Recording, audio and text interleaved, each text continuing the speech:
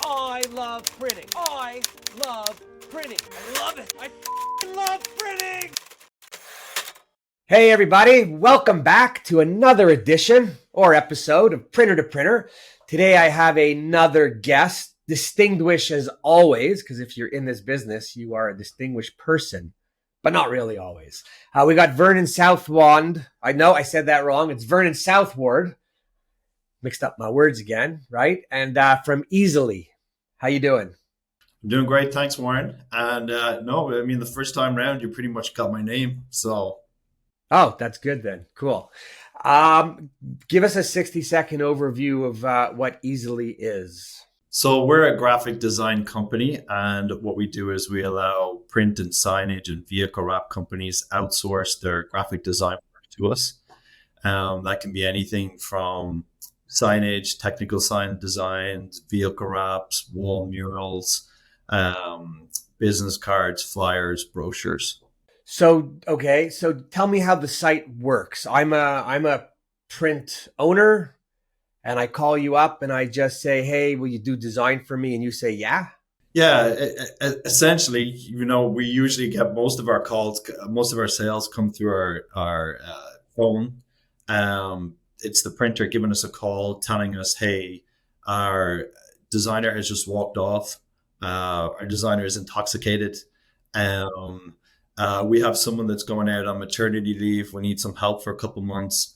So any of those sorts of things, we usually onboard them onto our service, and then within that day, they're entering work into our system for our designers to pick up and then start to push out the work to them.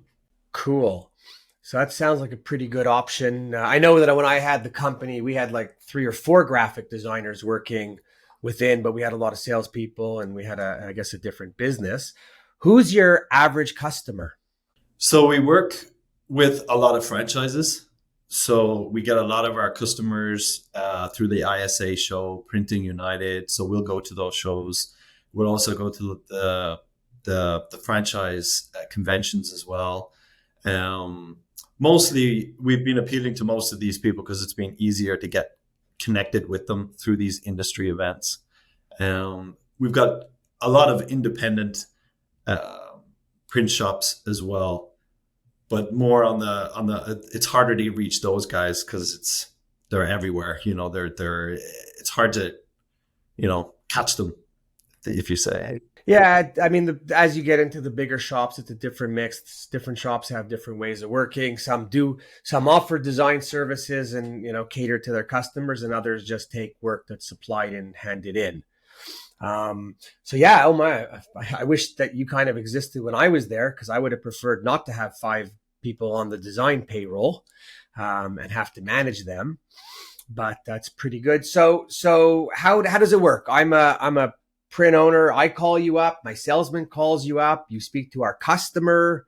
How do you determine what the needs are of the end user? The use case is usually, there's a piece of work that they can't do. They don't have the technical ability to do it. That was a call that I had this morning. They gave us a ring and said, "Hey, we don't know how to do this. We don't know how to use Adobe Illustrator. We're using Corel at the moment. Can you come in and reflow?" Hang on. Someone said to you they're using Corel Yeah. still? Yeah. I Yeah. thought Corel was off the shelves. No. It's still being used, especially for wide Really? format jobs. It's a good piece of software. It's not bad. But the other thing is that we found is a lot of very few shops have specialized people anymore. They'll have a person that does design work. They'll have another person, the same person, do production work, and they won't be necessarily very good in either or. So there's a bit of a skills gap there. So we'll have that. We'll do a lot of wide format jobs. Setting up print work, vectorizing everything, setting it up for their printers, making sure that there's enough bleed on things. We'll assist them in making sure that they can actually print it.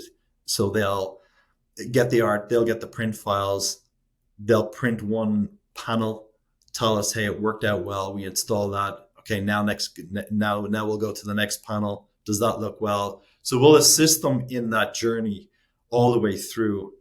Yeah, so that's what we get, and then we'll get another call. It'll be like an airport job. Hey, we've got 500 signs. We can't do all of this work. Can you come in and mock up what all these 500 are going to look like? ADA signage is a big kind of business for us, where we could be doing thousands of signs, and they'll just be dropped on us. So, and I mean, we chatted a little bit and we'll get into it, but how does the pricing work, for the average person who's coming to use your services? Yeah, so we have monthly plans. They start at $500 a month, and then they go up to 1,100 a month, and that gets you a certain amount of jobs that you can put into our system. A job. Hang on, one sec. Does that get you a certain amount of jobs or a certain amount of hours? It's both. It's whatever you hit first. So sometimes what happens is like we'll consider one job being, that airport job that I just talked about, right? 500 signs. It's going to take us 60, 70 hours to lay all that out. Or you can put in, 50 different flyers that you want into our system. So we have upper bounds on the amount of jobs that we put in, and then also on the hours. And it usually works out at pretty much around $25, $30 a project. I don't even know how to respond to that. I thought there might have been a connection break there. So no, there's not a connection break, but if you're doing obviously there's not a whole lot of thought that goes into all of these designs, because designers have to spend some time thinking before they do actual work. Okay, let me ask you another question. And if maybe you don't know the answer, but so a printer, franchise guy, whatever, gets some artwork done from you that's nice, and you gave it away to him for $50. Is he selling it for $250 at least? No, he's selling it. He's selling it somewhere between $75 to $125. Okay. I guess he doesn't understand how the business should work, but Yeah, he's selling it regardless of whether I'm doing it or whether the printer is doing it. He's still selling it for the same amount. Right. So another conversation is he's selling it at a loss. Like everybody's working for no money. That's what I see. And I'm not here to tell anybody how to run their business, but maybe I am, because nobody should be working for nothing. Yeah, I think what's happening in the print industry is that a lot of printers are coming in saying, hey, I'm offering free design. And they're putting it on the back end, right, of the print work. No, I'm going to tell you, maybe some of the people talk to you. It's not possible, because too many people are quoting, if you take a $10 million printer, the customer's using 2 or 3 printers in the same area as that one. So if one back ends the pricing, the other 2 are not. And when you get up to the bigger printers, I think you get a little bit more, they get a little smarter, because the print is the print and the design is the design, and the design requires hours and back and forth. So again, I'm not telling anyone who's doing it right or wrong, but I think that the franchise guys are really not smart enough, because they're giving it away. So if you want to give it away, they should be giving it away for a lot more at least, and making money off the back end. Yeah, I mean, our core business is usually within that $500,000 to $2 million printer. I mean, that's our core market, and my feeling is that they're giving it away, and it's hard for everyone else that's in that chain when someone else is just giving it away. Being, that the design is usually the most important part of the project, in terms of that's what converts the customer to. I know, but yes, I get it. But you only do that if you're converting the customer, because the print is in the tens of thousands of dollars. Print that's a $500, $1,000, $2,000, $3,000. Nobody should be kicking in any time, energy into the customers. They get it for free. Anyway, that's just my view. Anyways, I didn't have you on because I wanted to rip apart what you're doing or rip apart the people that are buying from you and giving it away. The strong will survive, the weak will fail. I just hope the weak don't take down anybody else along the way. But I wanted you on because I love the concept of the service that you're offering to people. And it's not just for printers. You could be promoting yourself, right, to anyone who needs design.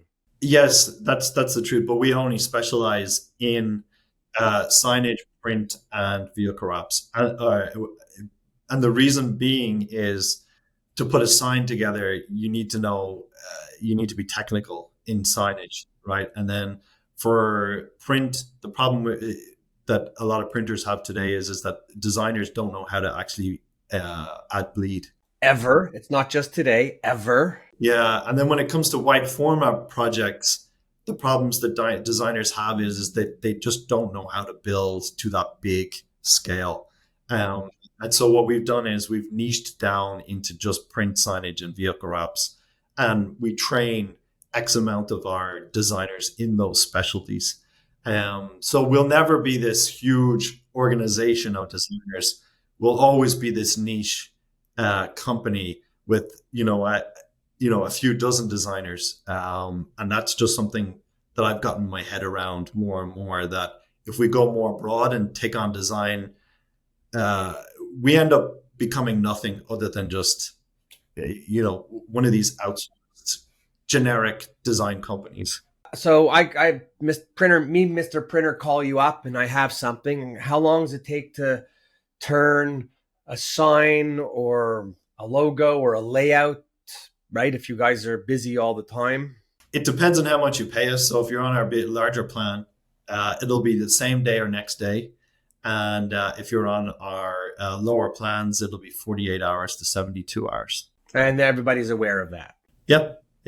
Okay. I guess that on the lower end, you can't really argue too much because who else is going to do it for you if you don't do it? Correct. Yep.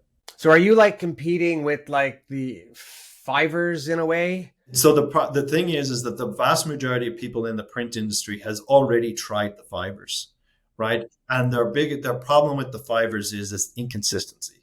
Our service really, really sings because you can pick up the phone. And so it's all about the service. Their biggest thing is, I do not want to be let down, right? I want to be able to phone someone. No, the printer's biggest thing is I don't want to pay, and then I don't want you to let me down. So I figured this out very early on, that if I had good service, these people were never going to go anywhere because they could pick up the phone at any point, from early morning till late afternoon. And they could get us and we could turn the work around and get it back to them. No. So it's okay. So basically, you're providing a service to a certain level of print operation. Yeah. I mean, ideally we'd like to be up in the higher end.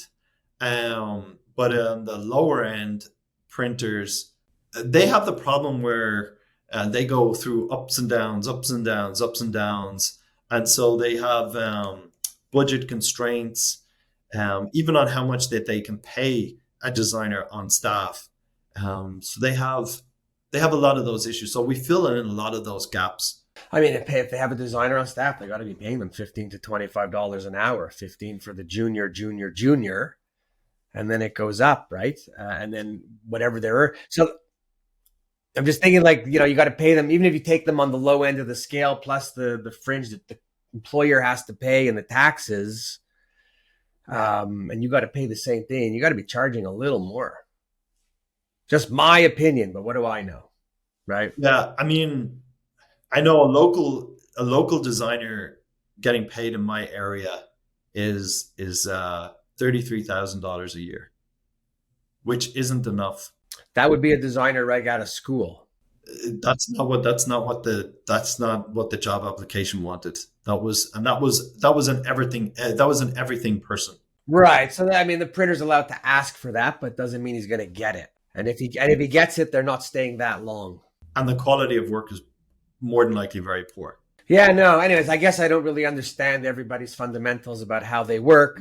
Just like I said earlier, having them in there, every project, even just doing a cover, you lay it out, you give it to them, you give them two versions because you can't give one. If you give one, they hate it automatically. You give two, then they want to tweak this, tweak that. The hours add up rather quickly in the world of design, right? I've been pretty surprised that sometimes the end customer doesn't have the same bar as it might be different when you're up you know with some of the print stores that you're interacting with, that are 5, 7, $10 million, where they're working directly with agencies that have very strict guidelines, brand guides that they need to apply to. When it's the local plumber who just wants a decal for his car, he doesn't care what it is. He just wants the phone number on the side of it with some, I don't know, with some label that says his plumbing name, and sometimes that's enough for him. Yeah, I guess I just don't see how any business could operate making a bill or invoicing anybody in our world for $50 or $100, right? You want to try to maximize it. But anyways, again, we're not here to discuss all of that. How did you get into this? Yeah, so I used to own an online design tool. It was very like Canva, and we were doing well for several years. We specialized in postcards and infographics, all that kind of stuff. And then Canva pretty much took us apart. They gave away their product to nonprofits, government entities. They gave it away for free, and that just kind of took a lot of our volume out. And so while our company was on the downward trajectory, we had some big clients, so I still had some money coming in, and I actually was I was attending a men's group at a church that I attend, and there was a printer in it, and I got pretty good friendly with him, and he turned around during COVID and he goes, "I have awful issues with our designers. I can't find them. I can't get them to come into work. I can't get them. I have all this work coming through." And he turns to me and he goes, "Well, you have designers, don't you? Why can't they can do this work?" I was like, "Hold on a minute. We do not do signage. We can't do signage at all." And he goes, "Well, listen, I'm in such dire straits. I'll teach you how to do signage. I don't mind. All I need is these mock-ups put together. They're relatively simple." So he brought us in and taught us how to actually do this. And so we converted over maybe 2 or 3 designers that we had. And then we started getting more phone calls. We got involved in some of the franchises, and they started picking up on, "Oh, there's this company that actually specializes in this." And then we had another piece of luck that happened. Was there was a whole bunch of designers that were getting laid off by one of the large sign manufacturers in the United States. And we were able to pick up one of their design managers, and we hired him. And then what happened was, as that other larger sign company started laying off their staff, we started picking up more and more of the staff, and they were more technical. And so so now today we know what we're doing now. And it's taken us about 3 or 4 years to get to where we are. We've a good understanding of the industry now, where we've got good experts. We also have we've got 2 art directors who are very, very good, much more senior, much older, and have got production experience, and that's helped us tremendously. So they've been able to, the older people are helping our younger people, because you can't recruit for design anymore. Like, a designer that goes to college doesn't know how to put bleed on a business card. So now we have to teach all the designers that came into our place how to do things properly. But rather interesting on how it goes, in that you never know who you're going to meet, where you're going to meet, and what's going to change your path. Yeah, exactly. So to be going to church and meet a printer who has needs, and then he's telling you, and then he wants to teach you, I think that's pretty cool. Yep. I had a call the other day from somebody who was actually, they were leaving Drupa. They were at the train station. The train was delayed. They started talking to someone because they had 4 hours about print, and who was also coming from Drupa, someone I knew. And it was kind of funny because when they finished the conversation, the European recommended to the North American that he call me after hearing everything, So we got off the phone before, and I was like, oh my God, how cool. Guy doesn't know me from North America, but he got my name from somewhere else in a roundabout way. I mean, it's been funny how we met, right? I mean, all you had was the LinkedIn book an appointment with me.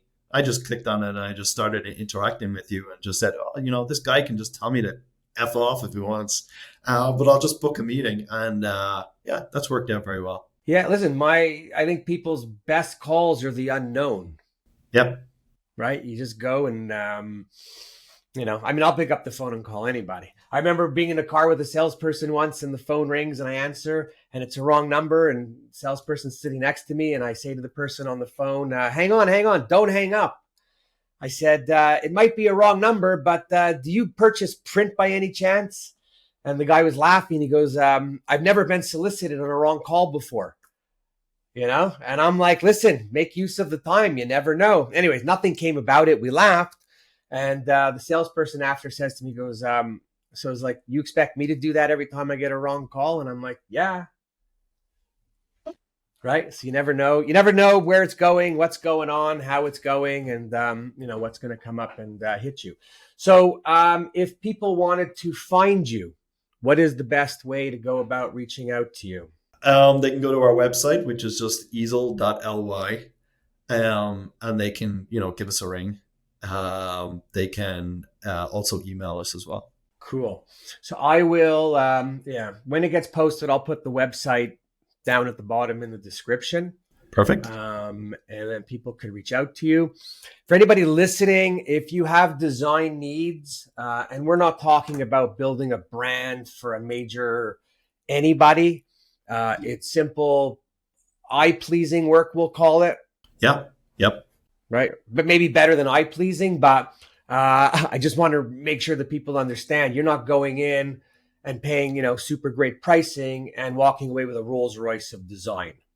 Right. Maybe they'll get the high-end Volkswagen. You're getting good design. I didn't say you're getting bad design, but there is a difference between. Okay. And there's difference between designers and what they do and what you get for the money. So I just want to make sure people understand you're not sitting down to spend 20 hours talking with the designers about a project to do it for $500. That's not what you do. I think it's better if you have a well-scoped project. That's what you send to us, right? Right. It's defined well. Anybody dealing with anybody else in any level of work, you want to give them and fill them in with the whole story, which as much as you know. What I want them to understand of what they're coming is they're not getting the agency designer that's putting a whole project team together on a design for the dollars. Correct. That's all. Yeah, we're not. There's too many people. We're not going to interact, at an agency level. We're nowhere near. No, right. But I want the printers and anybody calling you just to understand, right, what they're getting and that their expectation isn't up here. It's just not possible, right? Not that but the work you do is great. Correct. And it should be perfect for what everybody needs. Right. I just don't want you getting phone calls and being hassled on things bigger than they are, right? But you can go to his website. Check it out. I'm on it right now, and all the stuff looks pretty good. The vehicle wrap, signage. I think it's a great idea. That's why I had you on. I think it could be a great service to people in need of design, and I think it's great for you guys. And if we could help promote and you get some more business and printers do well, then make the world go round. Great. Right. Yep. Any parting words before I cut you off? Some of the biggest struggles it's worth giving something a try, right? So if this is something that you haven't tried before, you should definitely give it a try. And it's pretty, there's no real risk involved here. If you don't like what we produce, you can just give us a call and you can just tell us, hey, I didn't like this. I don't want to be part of this. Get me out of this. I will refund you. We don't need the noise. And so I think that's the sometimes printers are very skeptical when it comes to software or everything. Well, no, they love their machines. I mean, yeah, But they're skeptical when it comes to buying them and decisions to make. Printers are slow to react. That's all I'm saying. As a printer, I could say it, slow to react. okay. Well, I usually find them at Printing United and ISA, and they're off writing checks for $30,000-$40,000, and I can't get them to try something for free. So it's fun. Yeah, no, well, that's a whole other story. But no, but anybody listening, definitely worth it. I'll be at Printing United, so I'll see you there. Perfect. Maybe meet some people we could introduce you to. But I think it's a great service, and more importantly, for the franchisee owners and the people you're dealing with, not having staff on your payroll is a huge benefit that just occurred to me. Huge benefit. There's no liability. There's no long-term anything. There's no severance, right? It's just pay as you go. So there's many, many benefits aside from the design that you're getting and the pricing. You're just less people in your shop. We've worked with a lot of printing companies, and I will say this is that they usually actually what they're using us for more so is overflow work. And if this that too. overflow work, and also if they're trying to get to the next level in terms of their store, right? So you are, if you're going up 500,000 to 1 million, they still need a designer on staff because they'll have that person do other things. But because they have that person double jobbing, essentially, you're not getting right. They need the extra capacity. And then what they also need is, if they want to grow more, they'll bring us in, have us work, take on a lot more work until they can get to a stage where they can afford a second designer. So we're never really killing off a designer in terms of in the print shop, because the designers they're always doing something else. But what we are helping is scale, reliability, consistency, overflow, technical work, taking on different types of projects the printer can now do. That's kind of where we kind of fit in. Yeah, it's not about eliminating a job. It's just for everything that you said, but there's some big savings if printers think a certain way, if they're a certain size shop. That's all. Exactly. So, anyways, again, I love the whole concept of people being able to call, having access to a whole bunch of people, doing multiple jobs at one time at a price that's unbelievably, in my opinion, reasonably fair. Yep. Right. And I just think overall it's great. So I'm going to encourage people to give you a call and up their game by using you. Perfect. That's great. Thanks, Warren. My pleasure. Hey, listen, I'm only here to try to promote the industry and to try to promote everybody in the industry so that everybody really does well, right? I'll just end it by saying, our industry is a service-based industry that should be getting top dollar for the dollars that we have to invest in equipment and people. And for some reason, we've never gotten it. Yet all these other industries get everything that they're selling. And I don't know how they all do it. But I want to try and one by one, bang printers in the head and try to convince them to look at what their real costs are, what their selling is, and what their profit is, because the bottom line is we are in business for profit, not just to be nice people and make everyone else's lives easier. So, it's all good. So I want to thank everybody for tuning in. I hope you learned something. I hope you have reason to call Vernon and try out his services. And anyone has any other ideas for the show, or if I should have any guests, or if you want to be on, just give me a ring, reach out to me. We could chat, and that would be awesome. To everybody, Warren Werbitt, I love print for what they think. Cheers. Bye.